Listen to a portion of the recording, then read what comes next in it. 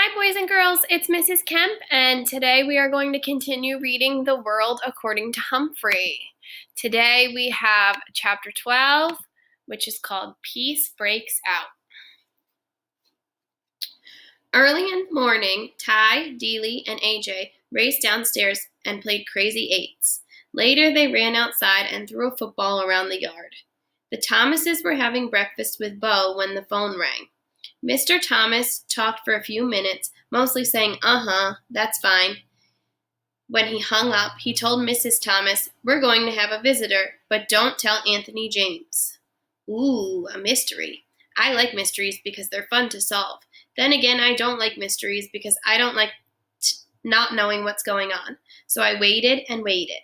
A few hours later, the doorbell rang. The visitor turned out to be Garth Tugwell and his father. "I really appreciate this," Mr. Tugwell told the Thomases. "It was Mrs. Brisbane's idea. Since Garth can't have Humphrey at our house right now, she suggested that he could help AJ take care of him over here." Sounds like Mrs. Brisbane, as if I'm trouble to take care of.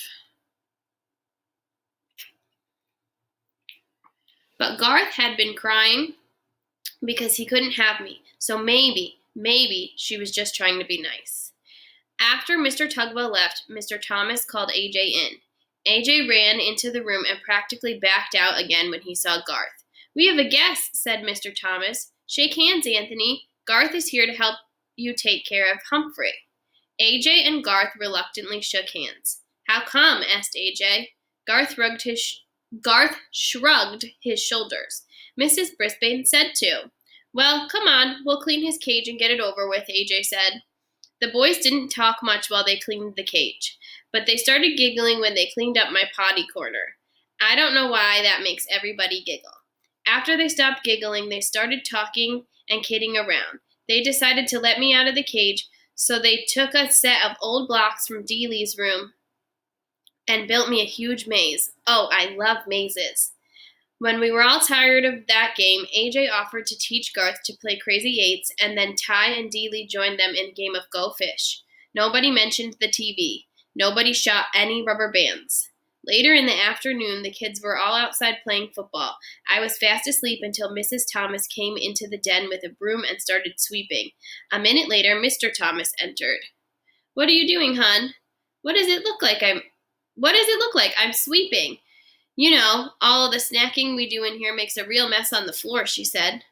"Bo's asleep?" her husband asked. "Uh-huh." Mr. Thomas walked over to his wife and took the broom away from her. "Then you go sit down and rest a spell, hon. I'll sweep. Go on, don't argue."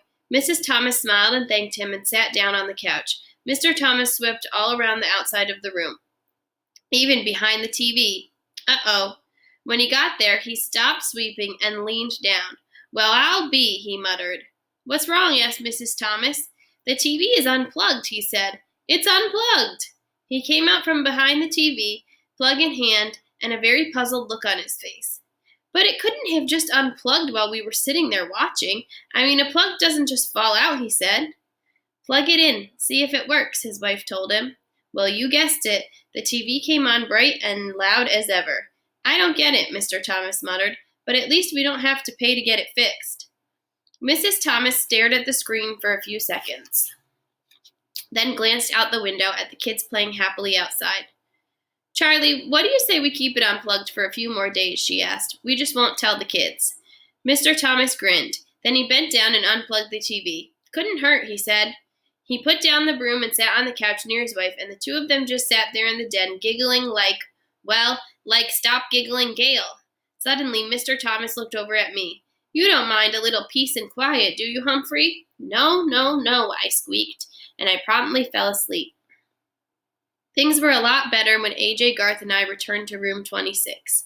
No rubber bands flew through the air. Garth didn't trip anybody or make fun of anybody. That meant Gail didn't get in trouble for giggling. Heidi didn't get in trouble for speaking out without raising her hand because she wasn't trying to tell Mrs. Brisbane what Garth had done. But the best change was Saya, who did raise her hand every single day. One day, she raised her hand to volunteer to stay in during recess to clean the chalkboard. Miranda raised her hand, too. Mrs. Brisbane chose them both. Girls, I think I can trust you to stay in here while I run this report down to the principal's office, Mrs. Brisbane told them. Of course she could trust them. Once the girls were alone, they began to talk. I really liked your singing, Miranda told Saya. Thanks. My mom and I are going to a musical version of Cinderella over at the college this weekend, Miranda continued. We have an extra ticket. Would you like to come with us? My mom will pick you up. Saya turned quickly to face Miranda. Oh, yes. I have not been to a play before.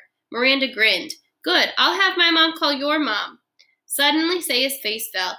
Oh, better not. She's so busy. Give me your number and I'll have my father call your mother. Saya watched Miranda's reaction carefully. So did I. Cool. That was it. Miranda jotted down her number. Saya looked greatly relieved.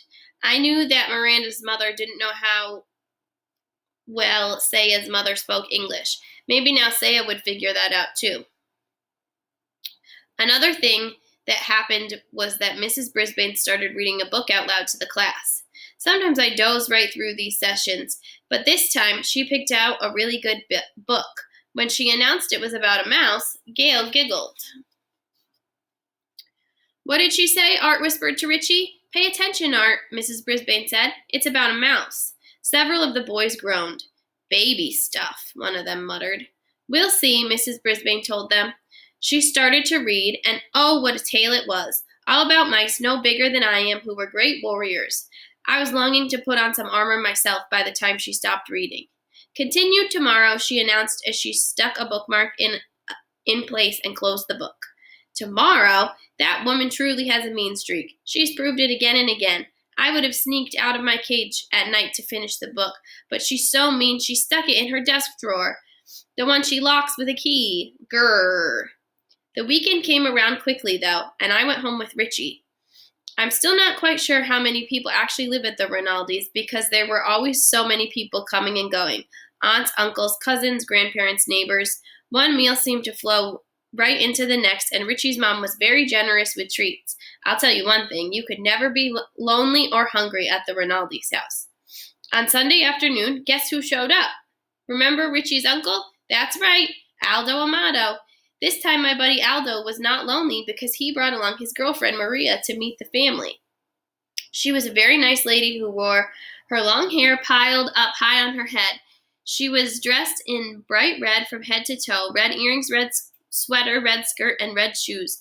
I think red is a very happy color. I think Maria is a very happy person, especially when she's with Aldo. All the Rinaldis made a big fuss over Maria and praised the bread and cookies she'd brought from the bakery where she worked. After all the commotion, all of their arrival died down, I heard Aldo tell Maria, now there's someone really important I want you to meet. And he introduced her to me. Believe it or not, Humphrey is one of my best friends, he told her, and he was the very first friend I told about you. Then I am honored to meet you, Humphrey, Maria said, smiling down at me. The pleasure is all mine, I squeaked. See, he likes you, Aldo said. And indeed I did. The world can seem like a pretty nice place for a handsome young hamster like me, I tell you. I was sitting on top of the world when I returned to room 26 on Monday, but I just about toppled off when Mrs. Brisbane made an alarming announcement. Class, as you know, this will be a short week due to Thanksgiving, she said, and that means Humphrey will need a home for 4 days instead of 2. Now, who wants to volunteer? You won't believe what I'm going to say. Not one hand went up. I actually fell off my wheel. Mrs. Brisbane was surprised, too. No one? She asked. Heidi, didn't you want to take Humphrey? Oh, yes, but we're going to my grandma's house for Thanksgiving, she explained. Art, didn't you ask for Humphrey last week? Mrs. Brisbane asked. Yes, but we're having all my relatives for Thanksgiving, and Mom says it wouldn't be a good time, Art explained. And so it went. Every single classmate had big plans for Thanksgiving, plans that didn't include having an extra hamster around. I was worried. I didn't want to spend 4 days alone in room 26. I worried all day Monday. I worried all day Tuesday. I worried even more all day Wednesday. At the end of the day, Principal Morales stopped by to give Mrs. Brisbane an envelope. I think it was her paycheck because she was especially happy to see him. I have a huge favor to ask, she said. Sure, what is it? Asked Principal Morales. He wore a tie with little turkeys all over it. Could you possibly take Humphrey for the weekend? I had my paws crossed that he'd say yes, but Principal Morales didn't even smile. Oh, Sue, I'd love to, but we're going out of town for the holiday, he told her. Another time I'd love to. Another time wouldn't matter. I needed a place to go now.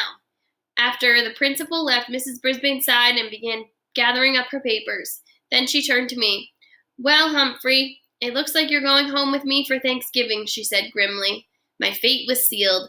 I was going to the home of the woman who had once vowed to get rid of me for 4 whole days. And frankly, I was worried I'd never come back. That's the end of chapter 12. Tune in tomorrow to see what happens when Humphrey goes to Mrs. Brisbane's house.